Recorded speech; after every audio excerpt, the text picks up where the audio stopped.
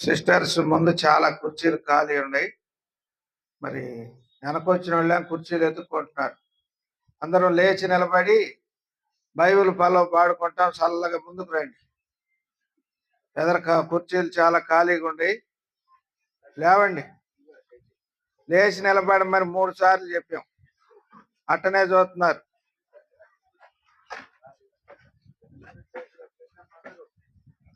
ముందుకు రండి, పాడుకుంటూ రండి. బైబిల్ పైకెత్తు. అన్ని పనులు చేయాలి ఒక్కసారే. ఆ కూర్చున్నందుకు బైబిల్ పైకెత్తి పాడుకుంటూ రండి. గ్రంథ వాగ్దానములన్నీ నావి. ముందుకు రండి. ప్రతి అధ్యాయము వర్షవచనము తన దివ్య ప్రేమ వాగ్దానములు. గ్రంథ వాగ్దానములన్నీ మళ్ళీ గ్రంథ వాగ్దానములన్నీ నావి. ప్రతి అధ్యాయము వర్షవచనము దివ్య ప్రేమ వాగ్దానములు. గ్రంథ వాగ్దానములన్నీ నావి. ముందు కూర్చి ఖాళీ లేకుండా కూర్చోండి.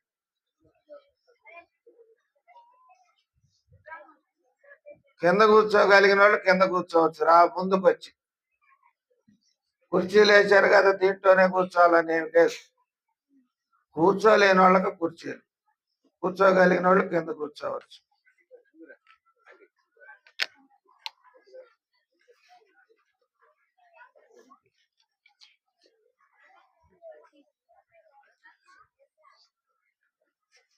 దేవుని వాక్యంలో ఈ 2 దినాలు ప్రత్యేక కూడికల కొరకై ప్రత్యేక తీర్పు వాక్యం ఒకటి ఇవ్వబడింది. ఆ మాట మనం చదువుకుంటాం. ఆమోసు గ్రంథం 4వ అధ్యాయం. ఆమోసు గ్రంథం 4వ అధ్యాయం.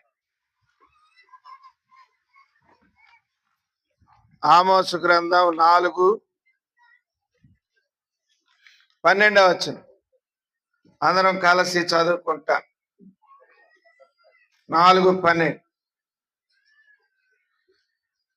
కాబట్టి ఇశ్రాయేలీయులారా, మీ ఎడల నేను ఎలాగునే చేయుదును గనుక ఇశ్రాయేలీయులారా, మీ దేవుని సన్నిధిని కనబడుటకై సిద్ధపడుడి. చదవబడిన వాక్య భాగమును ప్రభువు మన కొరకు దీవించి మనతో మాట్లాడుగా. ఎందుకు ఈ మాట చెబుతున్నాడంటే, ఇశ్రాయేలీయులను గురించి పైన చదవబడిన 11 వచనాల్లో, పైన వ్రాయబడిన 11 వచనాల్లో వారి యొక్క మాట వినని తనం, తిరుగుబాటుతనం కనుక వారి యొక్క స్థితిగతులు అక్కడ వ్రాయబడుతూ వచ్చాయి. అందుకనే దేవుడు వారిని అనేక రకములైన బాధలతోనూ, శ్రమలతోనూ, ఇరుకులతోనూ, ఇబ్బందులతోనూ దేవుడు వారిని శ్రమ పెడుతూ వచ్చాడు. ఎన్ని శ్రమ పెట్టినా వారు దేవుని వైపు తిరిగిన వారు కాదు. వారి యొక్క ప్రేమ పరిచర్యలు, వారి యొక్క ప్రార్థన సమర్పణ జీవితాలు ఎలా ఉన్నాయంటే చూడండి. ఎలా ఉన్నాయి? 5వ వచనం ఒక మాట చదువుకుంటాం. చదవండి. పులిసిన పిండితో స్తోత్రార్పణ అర్పించుడి.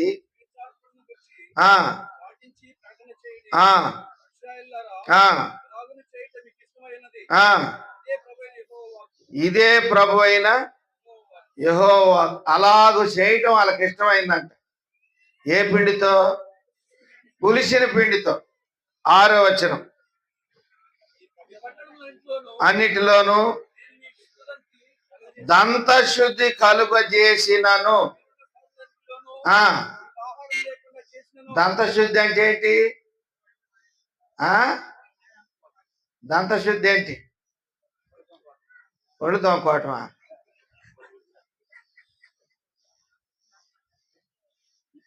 ఒకసారి ఒక ఆయన అన్నాడు, బ్రదర్ టిఫిన్ చేస్తారా మీరని. లేదు చేయనన్నా. మరి టీ తాగుతారా అని. ఆహా అది కూడా లేదు. పాలు తాగుతారా? అది కూడా లేదు.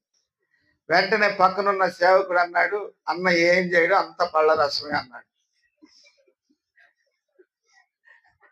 అర్థమైందా? నేను అనుకున్నాను జ్యూసులు ఇస్తారు కావాలా తాగటానికి అనుకున్నా. ఏంటి నువ్వేం పళ్ళరసం అన్నా, వాళ్ళేం ఏమీ లేదు అట్టనే అయిపోయింది. ఏంటంటే పళ్ళరసం అంటే ఏంటి అంటే, నువ్వు ఆ పళ్ళ సందుల్లో నుంచి ఓట దిగమింగి కూర్చోవటమే నీ పని. అదే అక్కడ రాశాడు స్పష్టమైన భాషలో. ఆ మాట ఏమో మనకు నవ్వు వచ్చింది, కానీ ఇది మనకు అర్థం కాలే. నేను మీకు దంతశుద్ధి అంటే తినటానికి ఏమీ లేకుండా చేసినను అంటాడు. చదవండి కిందికి. అన్నిటిలోను మీకు ఆహారం లేకుండా చేసినను మీరు నా తట్టు తిరిగిన వారు కారు. ఇదే యెహోవా. ఎక్కడ చేశాడంట? 8వ వచనం కూడా చదవండి. 2-3 పట్టణంలో వారు నీళ్లు త్రాగుటకు ఒక పట్టణంలోకే పోగా అచ్చటి నీళ్లు వారికి చాలకపోయాను. నీరు 2-3 పట్టణాలలో ఒక పట్టణానికి పోయారంట. అక్కడ నీళ్లు లేవు. అంటే తినటానికి ఆహారం లేదు, త్రాగుటకు నీళ్లు కూడా లేవు. అయినను మీరు నా తట్టు తిరిగిన వారు 9వ వచనం. మరియు మీ సస్యములను ఎండు తెగులు చేతను వాటక చేతను నేను పాడు చేస్తుంది. సస్యములను అంటాడు. సస్యములను అంటే ఏంటి? మీ సస్యములను, జీవితం అంతా సస్యశ్యామలమైనది అంటే పాడి పంటలు. వాడుక భాషలు అర్థం అవుతాయి. పాడి పంటలు, సుఖ సౌఖ్యాలు. దానికి ఏం చేశాడంటే ఆయన, చదవండి. కాటుకు చేతను పాడు చేసి తిని గొంగళి పురుగు వచ్చి ఈ విస్తారమైన వనములను, ద్రాక్ష తోటలను, అంజూరపు చెట్లను, ఒలీవ చెట్లను తినివేసినను ఆయనను మీరు నా తట్టు ఏంటో వాళ్ళ హృదయ గర్వం మరి అర్థం కాదు. వారి యొక్క హృదయ కాఠిన్యం ఏంటో అర్థం కాదు. మీరు నా తట్టు తిరిగిన వారు కారు. ఇన్ని రీతులుగా మిమ్మల్ని శ్రమ పెడుతున్నా, బాధ పెడుతున్నా, మీరు నా తట్టు తిరగలేదు. తర్వాత ఎన్నో వచనం? ఇదే యెహోవా 10. మరియు నేను ఐగుప్తుల మీదకి తెగుళ్లు పంపించినట్లు మీ మీదకి తెగుళ్లు పంపించింది. వాళ్ళు ఐగుప్తులు, వాళ్ళు దేవునికి శత్రువులు, వారు అన్యజనులు, వారు లోకస్తులు. వాళ్ళ మీదకి నేను పంపించాను. వాళ్ళ మీదకు పంపించినట్టు నేను మీ మీద కూడా పంపించాను. కనుక చూడండి, దేవుని యొక్క కోపము అనగా వారి యొక్క ఇశ్రాయేలీల యొక్క తిరుగుబాటు ఎంత భయంకరంగా ఉందో. మీ దొడ్డుపేటలో దుర్గంధము ఎక్కువనంతగా మీ యవనులను ఖడ్గం చేత హతము చేయించి కొల్ల పెట్టించి తిని ఆయనను మీరు నా తట్టు పదే పదే ఇన్ని బాధలతో, ఇన్ని శ్రమలతో, ఇన్ని ఇక్కట్లతో నేను మిమ్మల్ని బాధ పెట్టినాను. మీరు నా తట్టు తిరిగిన వారు కాదు. తర్వాత 11వ వచనం. దేవుడు సొదొమ గొమొర్రాలను బోర్ల చేసి నాశనం చేసినట్లు నేను మీలో కొందరు నాశనం చేయగా మీరు మంటలో నుండి తీయబడిన కొలువులైనట్టు తప్పించుకుంటుంది. నిలిచిన వారిని గురించి మాట్లాడుతున్నాడు. తప్పింపబడిన వారిని గురించి మాట్లాడుతున్నారు దేవుడు. గనక భయంకరమైన ఈ తెగులు మనం చూసాం మొన్న. గనక కోవిడ్ వచ్చినప్పుడు ఎంతో మంది రేషన్ షాపుల కాడ, పచారీ కొట్లు కాడ లైన్లు కట్టినట్టు సమాధుల తోటలో కూడా లైన్లు కట్టారు. అంటే శవాలు అట్ట లైన్గా ఉన్నాయి. పోయిన వాళ్ళకంటే పోని వారేం గొప్పవారని కాదు. అందుకని ఇక్కడ అంటున్నాడు, చదవండి. దేవుడు బోర్ల చేసి నాశనము చేసినట్లు నాశనము చేయగా కొరువులైనట్టుండిరి.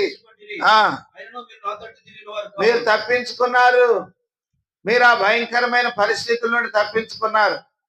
అయినను దేవుడు తప్పించాడులే అని ఏమాత్రం జ్ఞాపకం లేదు. ఎవరు కూడా నా తట్టు తిరిగిన వారు కారు. కాబట్టి ఇశ్రాయేలులారా, ఆ మీ ఎడల నేను ఇలాగునే చేయుదును గనుక, ఇలాగునే చేయుదును గనుక ఇశ్రాయేలులారా, ఆ మీ దేవుని సన్నిధిని కనబడుటకై సిద్ధపడుడి. మీ ఎడల కూడా నేను తప్పించుకున్న వారులారా, నిలిచిన వారులారా, చావక సజీవులై ఉన్న వారులారా, మీ ఎడల కూడా నేను ఎలాగనే చేయుదును.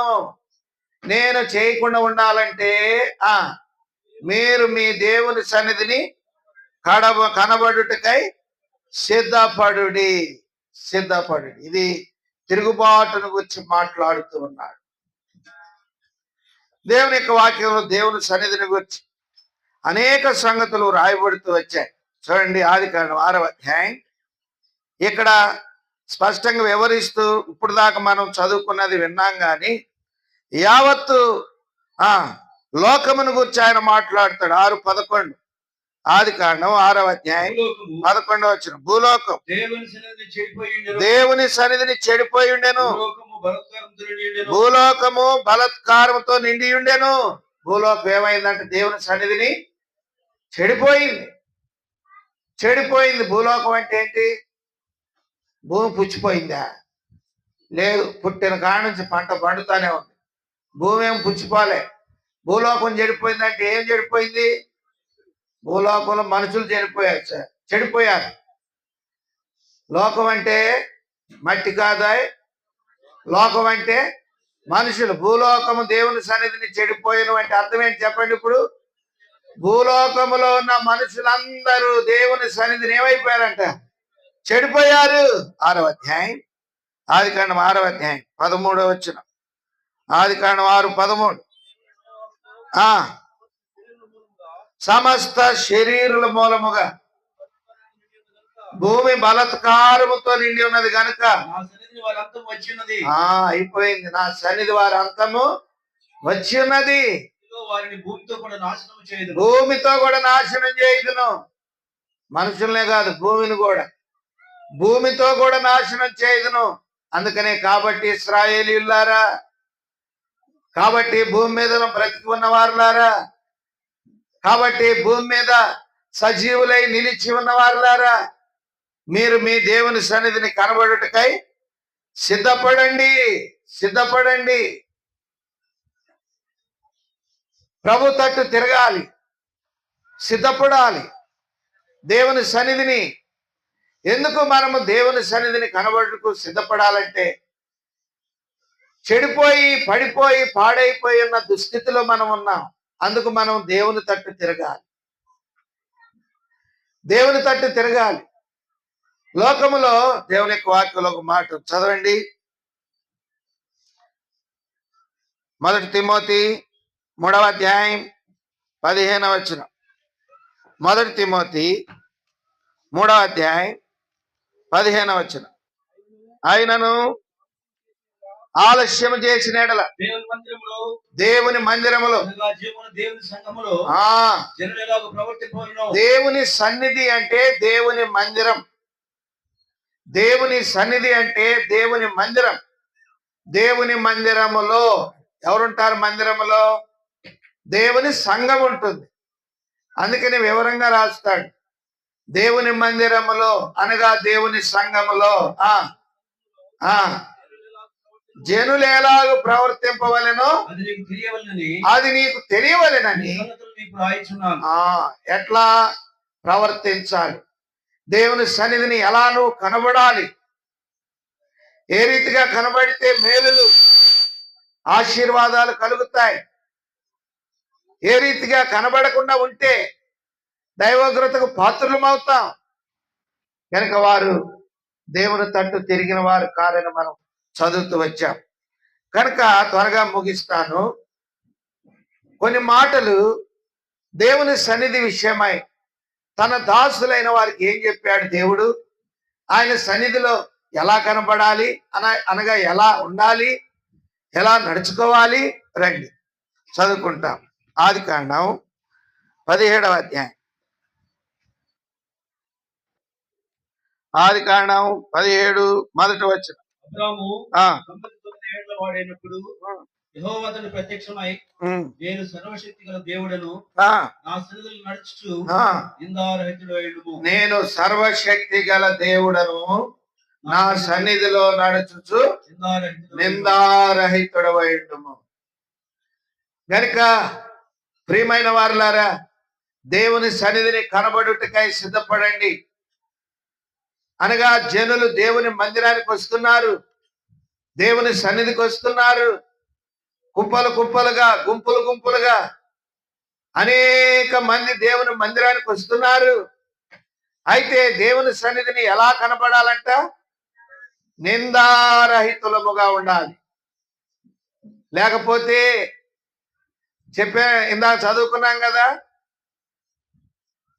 నిందారహితులముగా కనబడకపోతే 6వ వచనం, 8వ వచనం, 9, 10, 11 వచనాల్లో మిమ్మల్ని ఈ రీతిగా శిక్షించినను, మిమ్మల్ని ఈ రీతిగా బాధించినను, మిమ్మల్ని ఈ రీతిగా శ్రమ పెట్టినను, మీరు నా తట్టు తిరిగిన వారు కారన్నాడు. కనుక ఆ రీతిగా అనేకమైన శ్రమలు, బాధలు, ఇబ్బందులు మనం ఎదుర్కోవలసిన వారము గుర్తున్నాం. అబ్రహాము దేవుని సన్నిధిలో ఎలా కనపడ్డాడంట? నిందారహితుడుగా. తన జీవితం అంతయు అబ్రహాముతో సెలవిస్తున్నాడు, నా సన్నిధిలో నువ్వు ఎలా ఉండాలా? నిందారహితుడు అయిండు.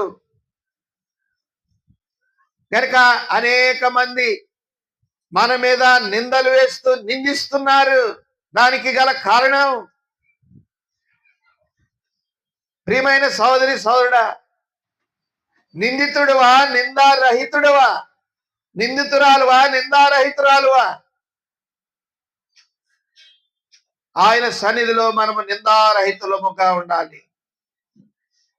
ఆయన సన్నిధిలో ఏ వ్యక్తి చేత మనము నిందించబడకుండా మన ప్రవర్తన మనం కాపాడుకోవాలి.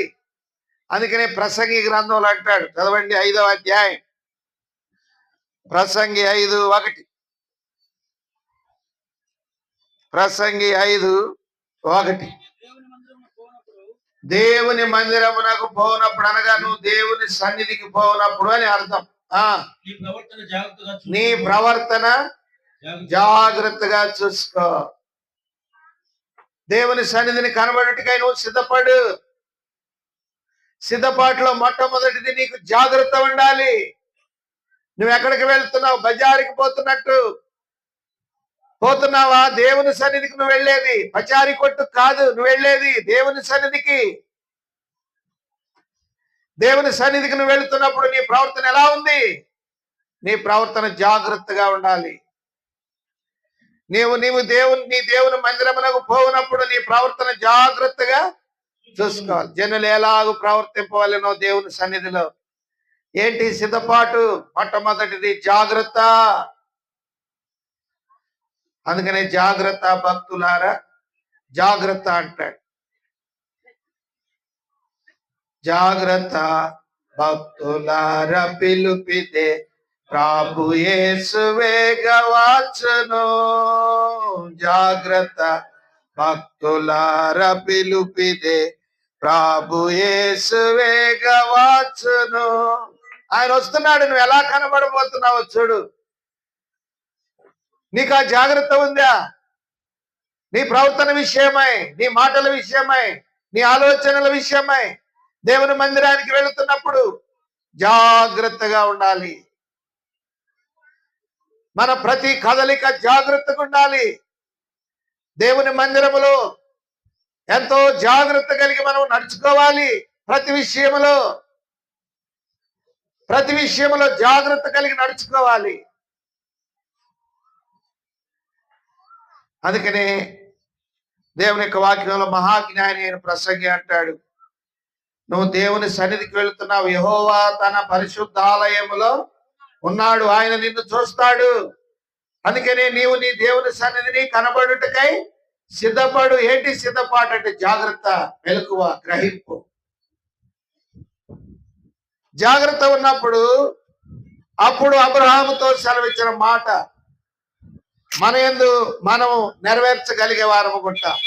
జాగ్రత్త లేకుండా అబ్రహాము నిందారహితుడిగా ఉండుట అసాధ్యం.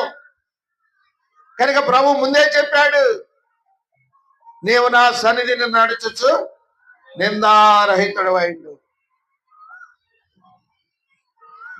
కనుక మొదటిది జాగ్రత్త, రెండవది నిందారహిత జీవితం. అప్పుడే ప్రభు వచ్చినప్పుడు దేవునితో కూడా మనము ఉండేవారముగా ఉంటాం. ఎప్పుడు ప్రభు మనల్ని చూసినా, ఈ భూమి మీద మనల్ని చూసినా, ప్రియమైన వారులారా, మన నిందారహిత జీవితమునకు ఆయన గొప్ప బహుమానం ఇచ్చేవాడిగా ఉంటాడు. లేకపోతే నేను మీ ఎడలను ఎలాగునే చేయదును, మీ పితరుల ఎడల చేసినట్లుగా, మీ పితరులను బాధించినట్లుగా, శ్రమ పెట్టిన రీతిగా సొదొమ గొమొర్రాలను కూడా జ్ఞాపకం చేస్తూ వచ్చాడు. బోర్ల దోచినట్లుగా అంటాడు. అందుకనే జాగ్రత్త కలిగి ఉండాలి. మన నోటి మాటలు, మన ప్రవర్తన, మన యొక్క పరిస్థితులన్నీ జాగ్రత్తగా ఉండాలి. ఎందుకంటే మనము దేవుని బిడ్డలం. మహోన్నతుడైన సృష్టికర్త అయిన దేవుని చేత ఎన్నిక చేయబడిన వారం. మనము జాగ్రత్తగా ఉండాలి.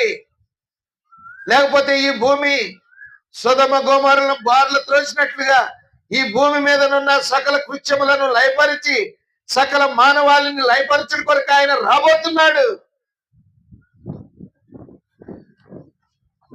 కనుక అబ్రహాముతో అంటున్నాడు, నా సన్నిధి నువ్వు ఎలా ఉండాలా?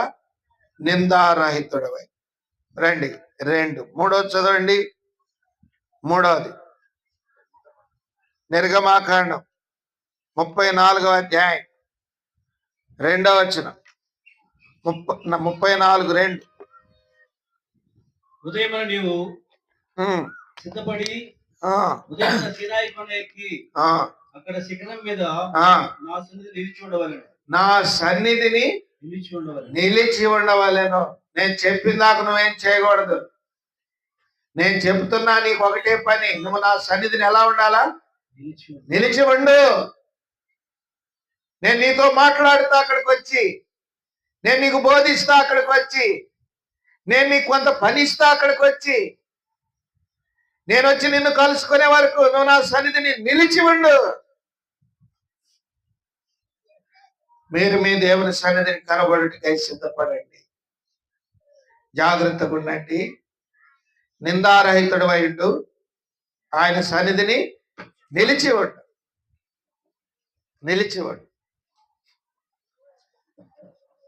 చాలా మందికి ఆయన సన్నిధిని నిలిచి ఉండేది చేత కాదు. ఇంకేమంటాడో తెలుసా? నిలిచి ఉన్నప్పుడు, నిలిచి ఉండి నువ్వు సనుక్కుంటూ కొనుక్కుంటూ ఉంటావేమో, నా సన్నిధి నువ్వు మౌనంగా ఉండాలి. చదవండి, ఆ మాట కూడా చదువుకుంటారు. చూడండి, దేవుని యొక్క వాక్యంలో ఆయన సన్నిధిని మౌనముగా ఉండమంటాడు. హబక్కూకు గ్రంథం 2:20. హబక్కూకు 2:20.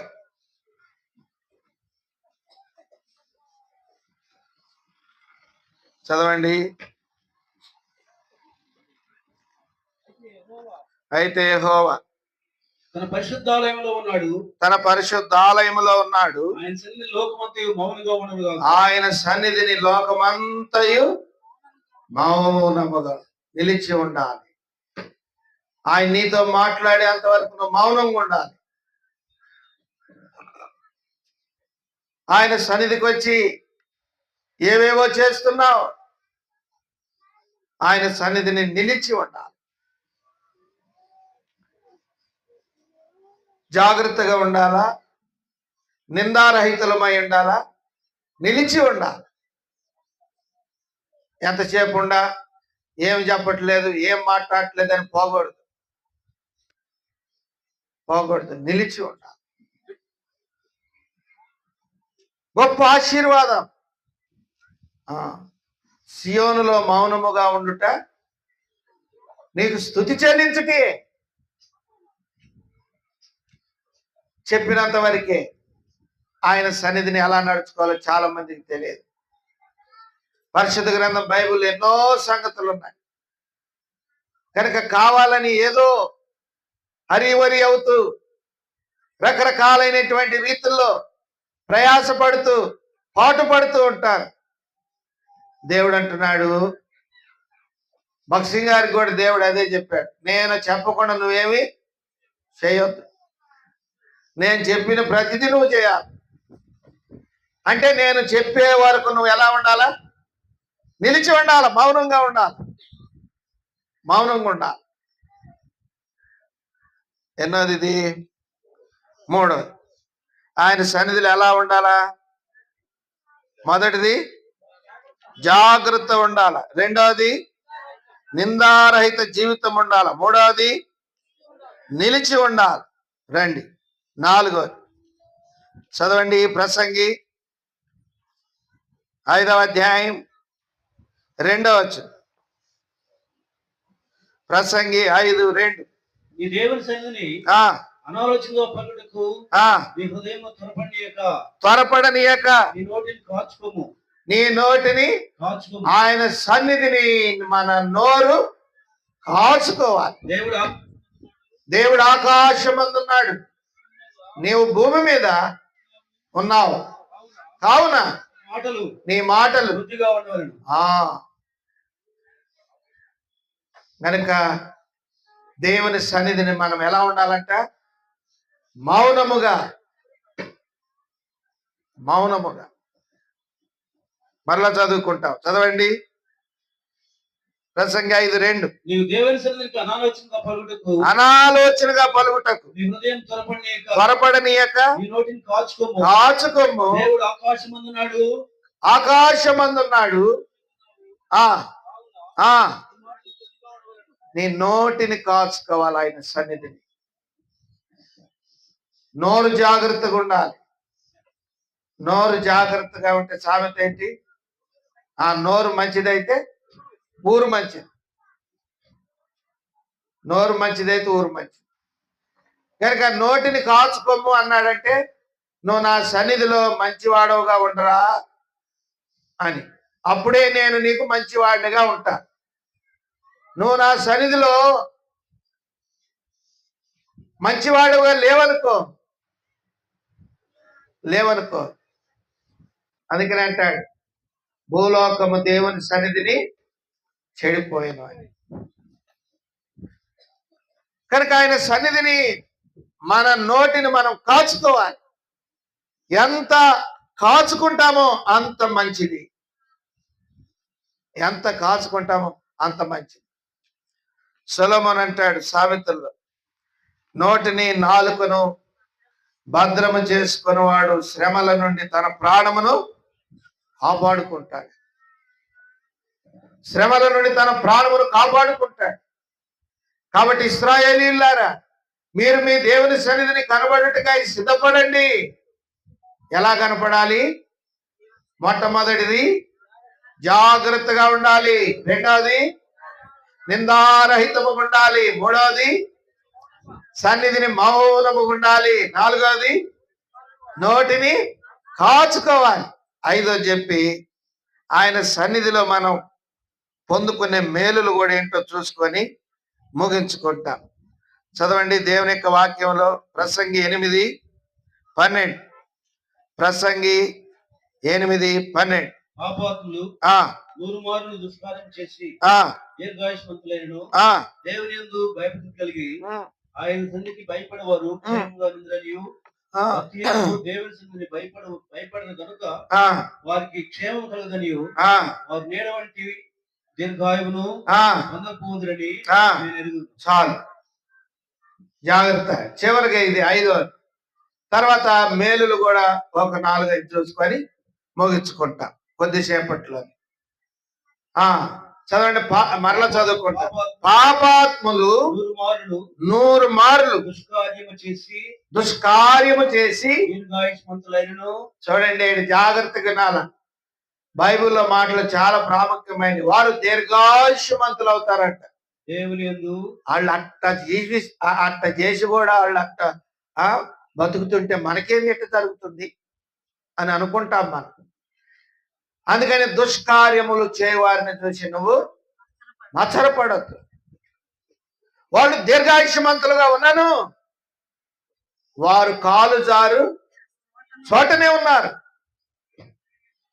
వారు గతి వారు ఎరగరు అంటాడు. కాబట్టి ప్రియమైన వారులారా, మరలా చదువుకుంటాం. చదవండి. పాపాత్ములు 100 మార్లు దుష్కార్యం చేసి దీర్ఘాయుష్మంతులైనను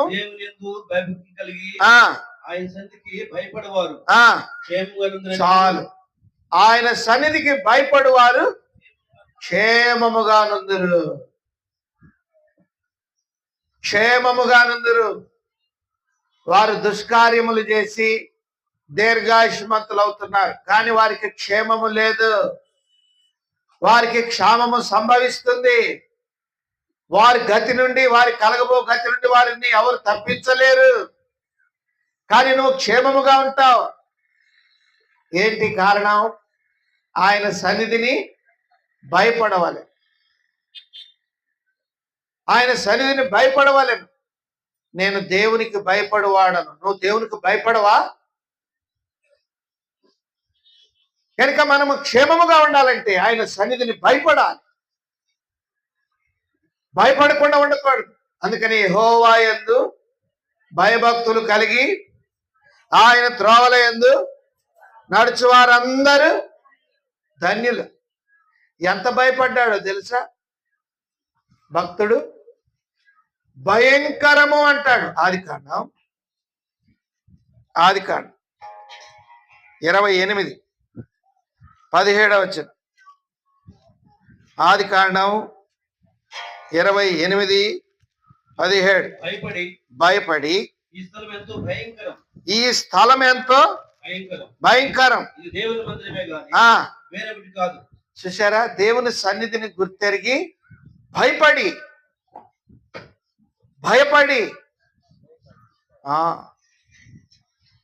కనుక ప్రియమైన వారులారా, ఇశ్రాయేలీయులారా, లోకములో జీవిస్తున్న మానవులారా, దేవుని సన్నిధిని భయపడండి.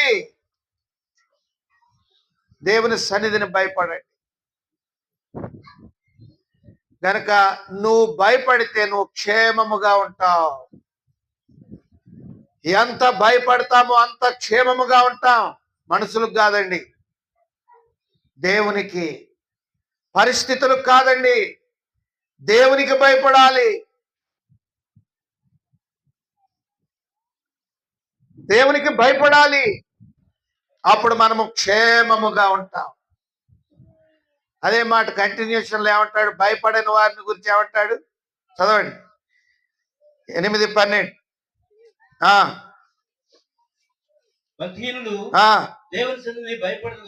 భయపడరు గనుక వారికి క్షేమము కలగదనియు నేడ వంటి దీర్ఘాయువు పొందకపోదు. కనుక సరే, దాని విషయం మనకొద్దు, కానీ మన సిద్ధపాటు మనకు కావాలి. భయపడిన వారి సంగతి మనకొద్దు. మన సంగతి ఏంటి మనం చూసుకోవాలి. మనం ఆయన సన్నిధిని భయపడాలి. ఆయన కావాలని వస్తున్నాం, ఆయన కొరకు వస్తున్నాం, ఆయన ఎందుకు విశ్వాసం ఇచ్చాం, ఆయన ఎందుకు రక్షణ పొందాం, పాప క్షమాపణ పొందాం. ప్రభువైన యేసు క్రీస్తు వారి యొక్క రక్తధారుల చేత కడగబడినాం. ఆయన మనకు తన సన్నిధిని అనుగ్రహించాడు.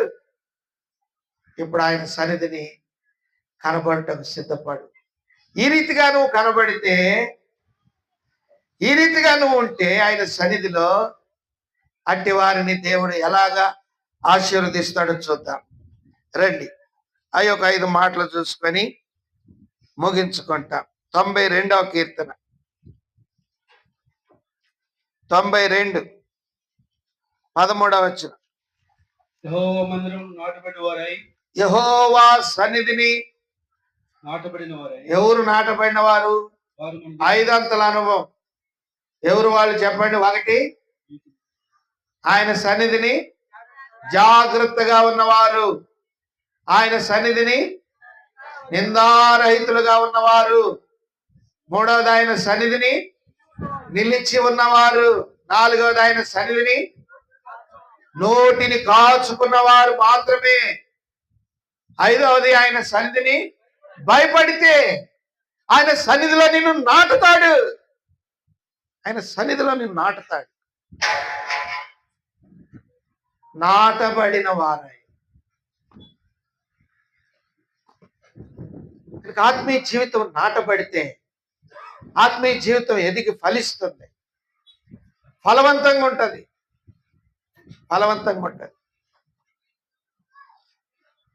నేను ఎప్పటి నుంచో ఫలానా వ్యక్తిని చూశాను. ఆ వ్యక్తి ఎప్పటి నుంచో దేవుని సన్నిధికి వస్తుంది లేక వస్తున్నాడు. మొదట ఆ వ్యక్తి మాత్రమే దేవుని మందిరంలోకి వచ్చాడు.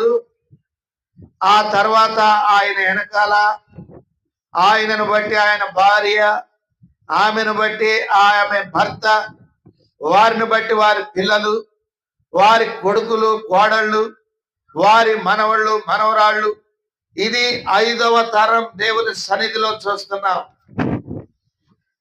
కనుక ఈ రీతిగా వారు వర్ధిల్లటానికి గల కారణం ఏంటంటే వారు దేవుని సన్నిధిలో ఎట్లున్నారంట? నాటబడ్డారు. అదే సమయంలో ఆయనతో పాటు మా తాత కూడా పోయాడు, మరి మేమేం తిట్టున్నాం అన్నాడు.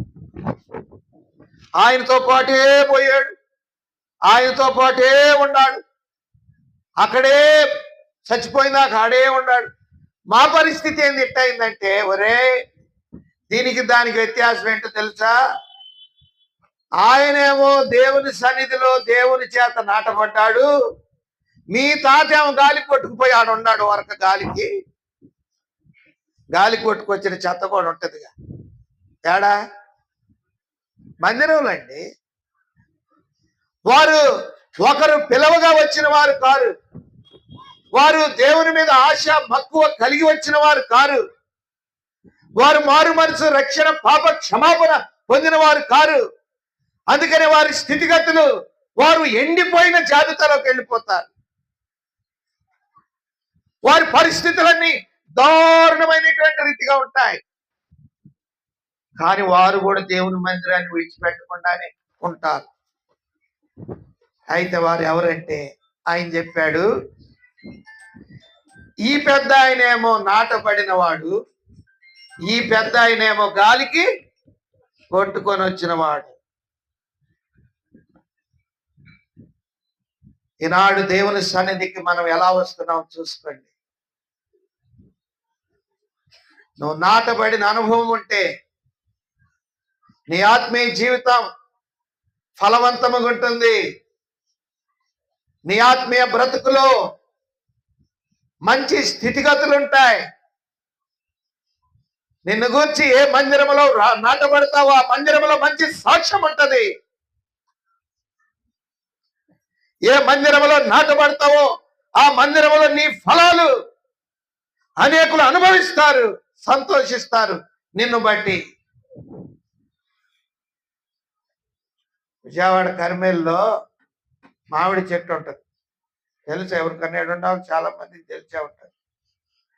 విస్తారంగా కాస్తా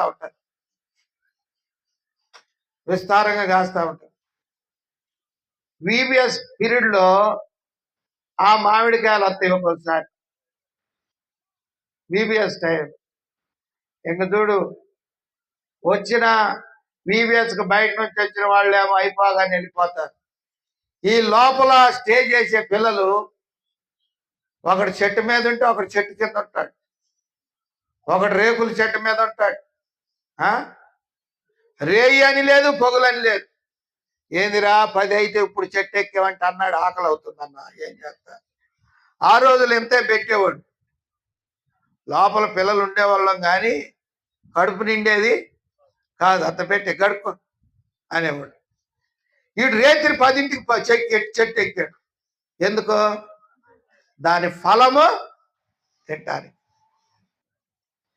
నాటబడిన వారు ఆత్మీయ జీవితంలో ఫలవంతముగా ఉంటారు, ఫలిస్తారు, ఇతరులను తృప్తిపరుస్తారు. వారు నాటబడిన వారు. చదవండి, మరలా చదువుకుంటాం. కీర్తన 92:13. యెహోవా మందిరములో నాటబడిన వారై యెహోవా మందిరములో నాటబడిన వారై వారు మన దేవుని ఆవరణంలో వర్ధిల్లుదురు. మన దేవుని ఆవరణములో వర్ధిల్లుదురు. వర్ధిల్లుదు. యెహోవా సన్నిధిని, మందిరమే సన్నిధి. ఇశ్రాయేలీయులారా, మీరు మీ దేవుని సన్నిధిని కనబడుటకై సిద్ధపడండి. మీరు సరి అయిన రీతిగా మీ దేవుని సన్నిధిని మీరు కనబడితే ఆయన మిమ్మల్ని తన మందిరములో నాటుకుంటాడు. ఇది మొదటిది. రెండవది చదవండి, 52వ కీర్తన 8వ వచనం. 52వ కీర్తన 8వ వచనం. నేనైతే దేవుని మందిరములో దేవుని సన్నిధిలో పచ్చని ఒలీవ చెట్టు వలెనున్నాను. పచ్చని ఒలీవ చెట్టు. పచ్చదనము ఆరోగ్యకరం, పచ్చదనము ఆశీర్వాదకరం. ఒలీవ చెట్టు ఔషధ గుణములకు నిలయం. ఒలీవ చెట్టు యొక్క ఆకు, బెరడు, దాని కాండము, దాని కాయలు ఔషధ గుణాలు కలిగిన ఔషధముల్లో వాడుతారు. మంచి గుణ లక్షణాలు. ఇశ్రాయేలీయులారా, మీరు మీ దేవుని సన్నిధిని కనబడుటకై సిద్ధపడండి. ఎలా కనపడాలి? నాటబడిన వారమై, దేవుని చేత, యెహోవా చేత నాటబడిన వారమై ఉండాలి. ఆయన మనల్ని నాటాలంటే మనం ఎలా ఉండాలి? మొదటి చెప్పుకున్న 5 జాగ్రత్త కలిగిన వారమై, నిందారహితులమై, నిలిచి ఉన్న వారమై, నోటిని కాచుకున్న వారమై, ఆయన సన్నిధికి భయపడే వారము ఉన్నప్పుడు అట్టి వారిని ఆయన తన సన్నిధిలో నుండి నెట్టివేయక నాటేవాడిగా ఉంటాడు. ఇది మొదటిది. రెండోది, వారు పచ్చని ఒలీవ చెట్టు. పచ్చదనం ఆహ్లాదకరం, ఆరోగ్యదాయకం, ఔషధ గుణములు, మంచి సలహాలు ఇచ్చేవారుగా, మంచి మాటలు చెప్పేవారుగా, ఇతరులకు దేవుని యొక్క వాక్యం ప్రకటించేవారుగా, సువార్తను చాటేవారుగా ఉంటారు. వారే ఒలీవ మొక్క అంటే. ప్రభు రాబోతున్నప్పుడు నాటబడిన చెట్టు వలె, పచ్చని ఒలీవ మొక్క వలె ఆయన ఎదుట మనం కనబడాలి. ప్రియమైన సహోదరి సోదరుడా, ఇది రెండవ అనుభవం. అప్పుడు ఆయన మనల్ని నాటుకుంటాడు. ఆయన సన్నిధిలో మనం పచ్చగా ఉంటాం. ఎటువంటి పచ్చదనం? నీటి కాలువ యోర నాటబడిన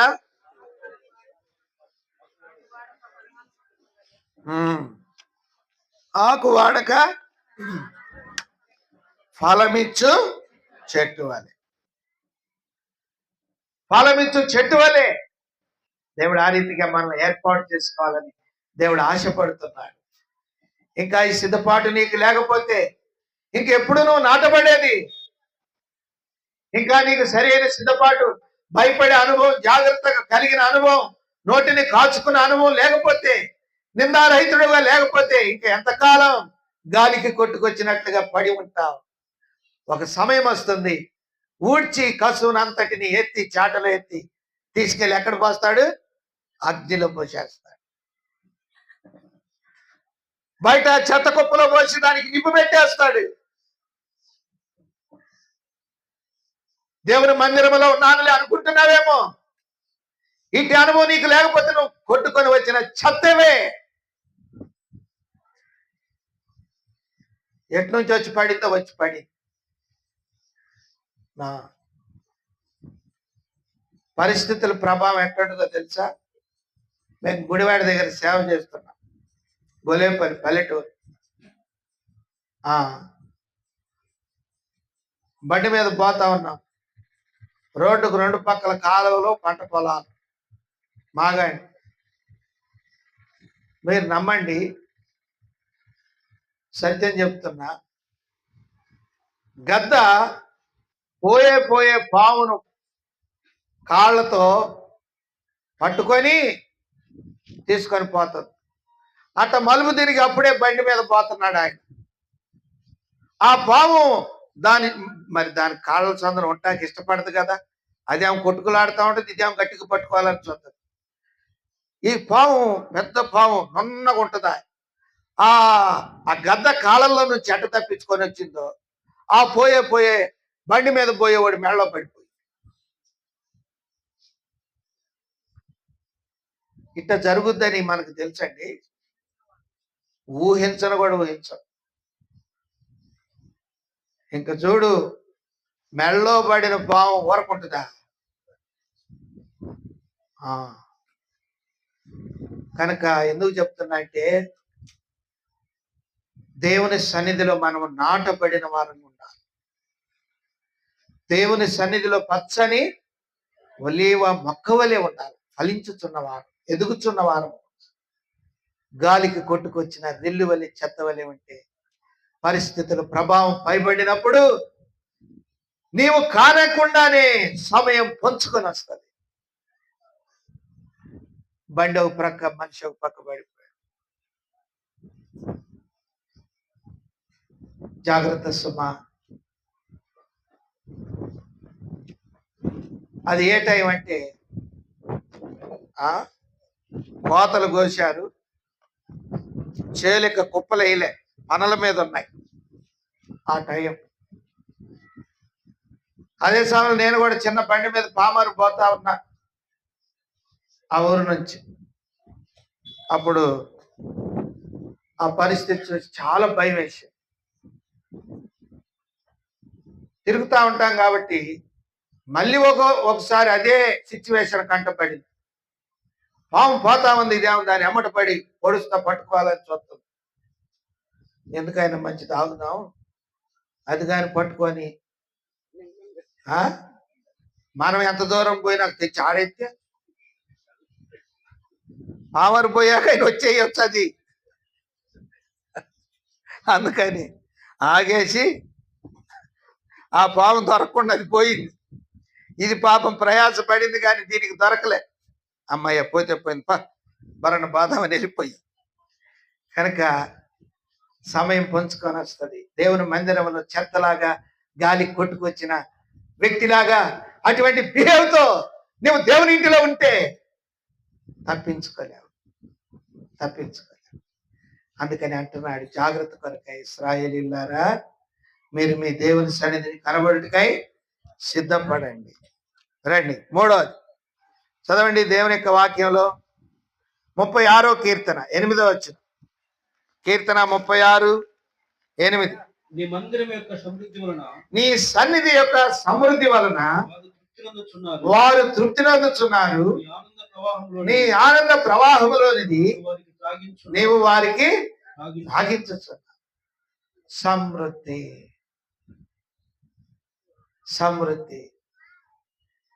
నాటబడిన వ్యక్తివిగా పచ్చని ఒలివ మొక్క వలె ఎప్పుడైతే ఉంటావో దేవుడు నిన్ను తృప్తిపరుస్తాడు. తృప్తికరమైనటువంటి జీవితం. ప్రతి విషయంలో ఆయన నిన్ను ఆదుకొనుట నువ్వు చూస్తావు. ప్రతి విషయంలో ఆయన నీకు సహాయపడుట నువ్వు చూస్తావు. నీ లేమిలో, నీ ఇబ్బందుల్లో, నీ ఆకలి దప్పికలో, నీ ఆర్థిక పరిస్థితుల్లో దేవుడు నిన్ను తృప్తిపరుస్తాడు. నువ్వు జాగ్రత్త పడితే, నువ్వు నిందారహితుడు ఉంటే, ఆయన సన్నిధి నిలిచి ఉంటే, నీ నోటిని నువ్వు కాచుకొనగలిగితే, ఆయన సన్నిధిని మౌనం ఉంటే దేవుడు నిన్ను నాటుకుంటాడు. దేవుడు నిన్ను పచ్చని ఒలివ చెట్టు వలె విస్తరింపచేస్తాడు. దేవుడు నిన్ను సమృద్ధితో సంతృప్తి పరుస్తాడు. అటు సంతృప్తికరమైన జీవితం ఈ భూమి మీద తను నమ్మిన వారికి కలిగి ఉన్నారు. వారు ఎంతో జాగ్రత్త పరులు. వారు దేవుని ఇంటిలో పచ్చని ఒలీవ మొక్క వలె మంచి ఔషధ గుణములు కలిగినటువంటి లక్షణములు కలిగి, ఇతరులకు మేలు చేటి యందు శ్రద్ధ కలిగి, వారు నాటబడిన వారు ఉంటారు. ఎన్ని పరిస్థితులు వచ్చినా వారు దేవుని ఇంట్లో నాటబడిన అనుభవం, వారి ఆత్మీయ జీవితం ప్రభువులో క్రీస్తులో నాటబడిన అనుభవం వారు కలిగి ఉంటారు. ప్రియమైన సోదరి స్వరుడా, ఇది మూడవది, తృప్తికరమైన జీవితం. మందిరానికి వస్తున్నానంటావు, నేను నా పిల్లలు ఇప్పటి నుంచో ఎప్పటి నుంచో పోతున్నావు అంటావు. ఇంటి నిండా అప్పులే, ఒంటి నిండా అప్పులే. ఏంటి నీ బ్రతుకు? మరి దేవుని ఇంటికి వస్తూ పోతూ ఉన్నావు, దేవుడు నిన్ను చూడలేదా? నువ్వు ఆయన చూడలేదా? దేవుని సన్నిధికి వస్తూ పోతున్నావు, నువ్వు జాగ్రత్త లేని వ్యక్తివి. నువ్వు గాలికి కొట్టుకొని వచ్చిన చెత్తవలే ఉన్నావు. మందిరంలో ఇటు అటు గాలి తోలితే ఆ మూలకు పోతుంది, ఇటు గాలి తోలితే ఈ మూలపోతుంది. ఇది మూడవ అనుభవం. ఆయన తృప్తిపరుస్తాడు. రండి, 4వ చదువుకుంటే దానికి ఒక మాట కూడా చూడండి. 65 4వ వచ్చింది. 65:4.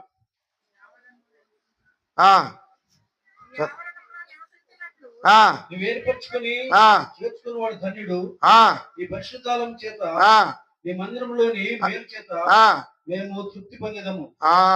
నీ మందిరములోని మేలు చేత ఆయన సన్నిధిని నువ్వు కనబడటకు నువ్వు సిద్ధపడితే ఆయన నీకు మేలు చేస్తాడు. నేను తృప్తిపరచటం మాత్రమే కాదు, నీకు, నీ పిల్లలకు, నీకు, నీ కుటుంబానికి, నీ ఆత్మీయ జీవితానికి ఆయన మేలు చేస్తాడు. ఆయన మేలు చేయవలెనని. కాబట్టి ఇశ్రాయేలీయులారా, మీరు మీ దేవుని సన్నిధి కనబడుటకై సిద్ధపడుడి అంటున్నాడు. ఆయన మేలు చేయని వాడైతే చెప్పడు, తుడిచిపెట్టేస్తాడు. సొదొమ గొమొర్రాలను బోర్లు త్రోసినట్టుగా చెప్పాల్సిన పని లేకుండా తీసివేస్తాడు. ఐగుప్తుల మీదకి తెగుళ్లను పంపించి ఐగుప్తులను పాడు చేసినట్లుగా దేవుడు పాడు చేస్తాడు. కానీ ఆయన పాడు చేయాలన్నది ఆయన ఉద్దేశం కాదు. నీకు మేలు చేయవలెనని, నీకు మేలు చేయవలెనని. కనుక దేవుని సన్నిధిలో అనేకమైన మేలులతో దేవుడు మనల్ని ఆశీర్వదిస్తాడు. నేను దేవుని మందిరానికి వచ్చాక నాకెంతో మేలు కలిగిందని ఇతరులకు చెప్పుకుంటాం. నాకే కాదు, నా పిల్లలకు మేలు చేశాడు. నేను దేవుని మందిరానికి వచ్చాక నా భర్త మార్పు చెందాడు. నేను దేవుని మందిరానికి వచ్చాక నా భార్య మార్పు చెందింది, నా పిల్లలు మారారు. నేను దేవుని మందిరానికి వచ్చాక నా ఆర్థిక పరిస్థితుల్లో దేవుడు నాకు సహాయపడ్డాడు. నా కుమారుడికి ఉద్యోగం వచ్చింది. దేవుని మందిరానికి వచ్చాక ఎన్నో ఏండ్లుగా సంతానహీనముగా నా బిడ్డలు పడి ఉంటే వారికి సంతానం ఇచ్చి మేలు చేశాడు. నువ్వు సరిగా కనబడి నీకు మేలు చేస్తాడు. నువ్వు అనాలోచనగా ఉండబాకు, నువ్వు అవిధేయురాలు ఉండబాకు, దేవుని సన్నిధిని భయం లేకుండా ఉండబాకు, అనాలోచనగా మాట్లాడబాకు, నోటిని కాల్చుకో, జాగ్రత్తగా ఉండు. దేవుడు మేలు చేస్తాడు. లేకపోతే కాబట్టి ఇశ్రాయేలీయులారా, మీ ఎడలను నేను ఎలాగునే చేస్తాను. ఆ కీడు, ఆ శ్రమ, ఆ బాధ, ఇరుకు, ఆ ఇబ్బంది సంభవింపకుండా ఉండాలంటే మనం ఆయన సన్నిధిని, ప్రియమైన వారిలాగా జాగ్రత్తగా ఉండాలి, సిద్ధపడాలి. అప్పుడు మేలులు చేస్తాడు. ఎన్నో మేలులు, ఎన్నో మేలులు. చదవండి, ఎన్నైనాయి? 4. 1 నాటబడుట, 2 పచ్చని ఒలీవ చెట్టు, 3 సమృద్ధి తృప్తికరమైన జీవితం, 4 మేలు చేత, చివరికి 5. చదవండి 23వ కీర్తన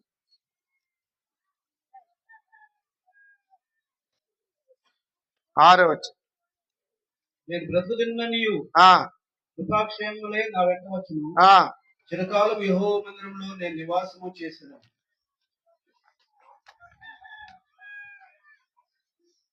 కాలము బహు కొంచెముగా ఉన్నది అంటే దానికి దీనికి వ్యత్యాసం ఏంటి? చిరకాలముకు కొంచెం కాలం, వానాకాలం. చిరకాలము, చిరకాలము అంటే అంతము లేని కాలం. ఇక కాలము కొంచెంగానే ఉందంటే,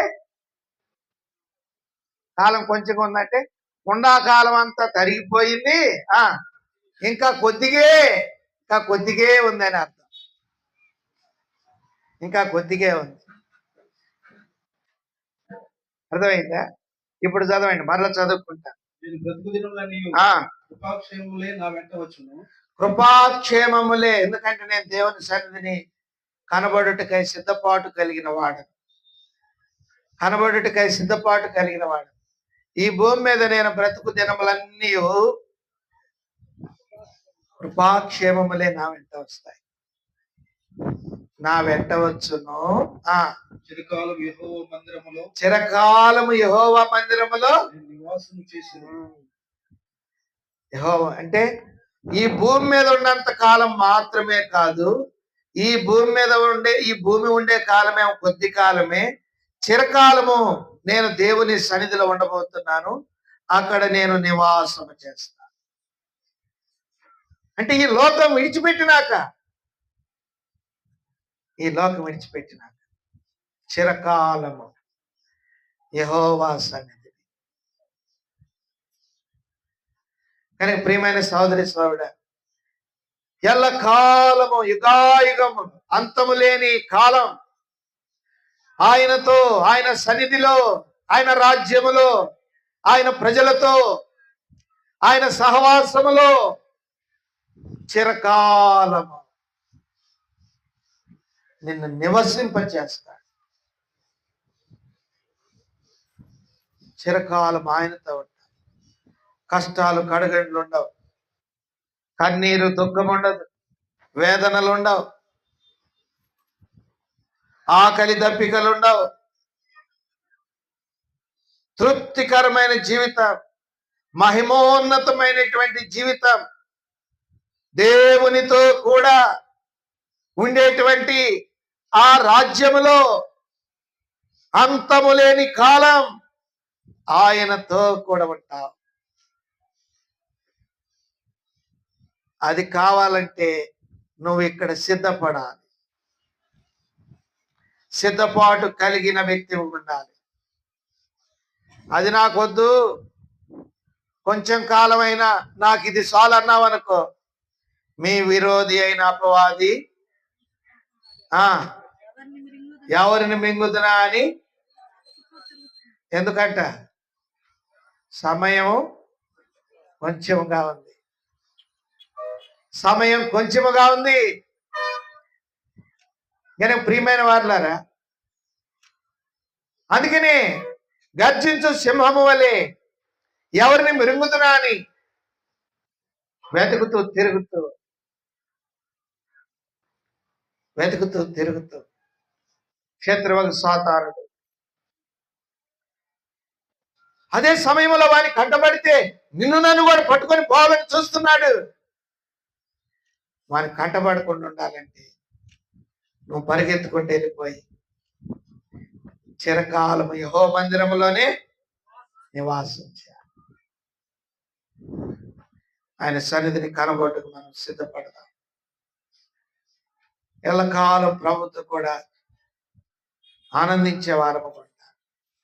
పరవల్లో ఉన్న దేవుని సంఘం, దేవుని మందిరంలో ఉంటున్న మీరు మొదటి అనుభవం ఏంటి? ఎలా ఉండాలా? నాటబడినట్లుగా ఉండాలి. నాటబడిన వారు ఉండాలంటే దేవుని సన్నిధిని మీరు కనబడటకు సిద్ధపాటు కలిగి ఉండాలా. సిద్ధపాటులో 5 విషయాలు చెప్పారు. ఎలా ఉండాలా? సిద్ధపాటులో జాగ్రత్తగా ఉండాలా. దేవుని మందిరములోను నిందారహితముగా ఉండాలా. దేవుని సన్నిధిలోను నిలిచి ఉండాలంటే ఆయన చెప్పే వరకు ఆయన మాట కొరకు కనిపెట్టుకొని తొందర పడకుండా ఉండాలా. నాలుగోది, నీ నోటిని నువ్వు కాచుకొని ఉండాలా. పలకరాని పలకూడదు, అనరాని అనకూడదు, నోరు జారకూడదు. నోటిని కాచుకొని ఉండాలి. అదే సిద్ధపాటు దేవుని సన్నిధిలో కనబడటం అంటే. ఆయన సన్నిధికి భయపడాలి. అప్పుడు ఆయన నీకు మేలులు చేస్తాడు. నా సన్నిధిని కనబడకు సిద్ధపడు అన్నాడే ప్రభా. సిద్ధపడితే నువ్వు నాకు చేసే మేలులేంటి? సిద్ధపడిన వారే దేవుని మందిరంలో నాటబడిన వారు. రెండవది, పచ్చగా ఉంటారు వారి కుటుంబాలు, వారి పిల్లలు, వారి జీవితాలు, వారి సాక్ష్యం పచ్చగా ఉంటుంది. 2, 3 అనుభవం, వారు సమృద్ధి కలిగి ఉంటారు. వారు లేమిడికి కారకులుగా ఉండరు. వారు ఇతరులకు చేయి చాపరు. దేవుడు వారిని సమృద్ధిగా పోషిస్తూ ఉంటాడు. ఏలియాను కాకోలములను ఆజ్ఞాపించి కరువులో పోషించినట్లుగానే దేవుడు లోకములో ఎంత భయంకరమైన కరువు కాటకాలు సంభవించినా వారు సమృద్ధిని అనుభవిస్తూ ఉంటారు. 4, మేలు చేత తృప్తిపరుస్తూ ఉంటారు. తృప్తికరమైన జీవితం, అనేకమైన మేలులు నీలో, నీ పిల్లల్లో, నీ కుటుంబంలో నువ్వు చూస్తావు. మేలులు చేస్తాడు. 5వది, దేవుడిని విడిచిపెట్టాడు. చిరకాలము దేవునితో కూడా ఉంటాం. చిరకాలము నేను ప్రభు మందిరములో వసించెదని రథం సంతసముగనుందున్. చిరకాలము నేను ప్రభు మందిరములో వసించెదని రథం సంతసముగనుందున్. యెహోవానగా